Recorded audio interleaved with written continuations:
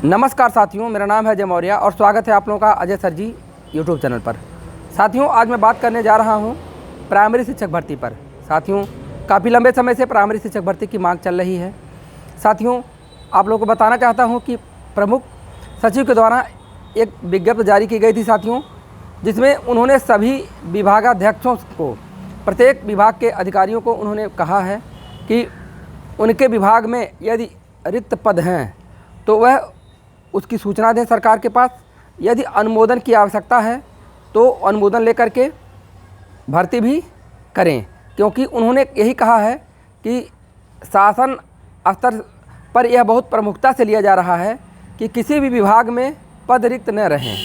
तो साथियों, जिस तरह से यह विज्ञप्ति प्रमुख सचिव के द्वारा जारी की गई है साथियों, इससे सरकार के ऊपर कोई आक्षेप नहीं लगा सकता है। ये कोई नहीं कह सकता है कि सरकार शिक्षक भर्ती लेकर के नहीं आई या सरकार ने यह भर्ती नहीं किया।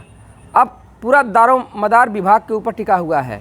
विभाग यदि प्राइमरी शिक्षक भर्ती में यदि दिखाता है कि बेसिक के स्कूलों में पद रिक्त हैं और वह अनुमोदन लेना चाहे तो सरकार की तरफ से अनुमोदन उनको मिल जाएगा, क्योंकि उन्होंने स्पष्ट यही कहा है। और इतना ही नहीं, उन्होंने यह भी कहा है कि जो पद किसी भी विभाग में जो पद रिटायर्ड के द्वारा अब खाली होने जा रहे हैं उस पर भी अनुमोदन लिया जा सकता है, अर्थात उसको भी रिक्त पदों में जोड़ा जा सकता है।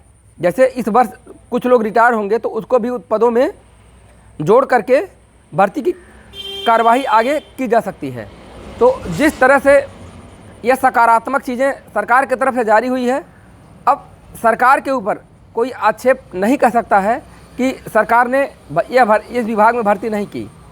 अब विभाग की जिम्मेदारी है, चाहे कोई भी विभाग हो साथियों, चाहे कोई भी विभाग हो, यदि वह अपने विभागों की रिक्तियों की सूचना सरकार के पास भेजता है या भरने के लिए आगे कार्रवाई करता है तो सरकार स्तर से उसको अनुमोदन मिल जाएगा। बहुत सकारात्मक दिख रहा है। अब साथियों, यही है कि यूपी के सीएम के निर्देश पर राजस्व परिषद अध्यक्ष के अध्यक्षता में जो कमेटी का गठन हुआ है, कमेटी जल्द से जल्द अगर निर्णय देती है तो चुनाव से पूर्व भी शिक्षक भर्ती देखने को मिल सकती है।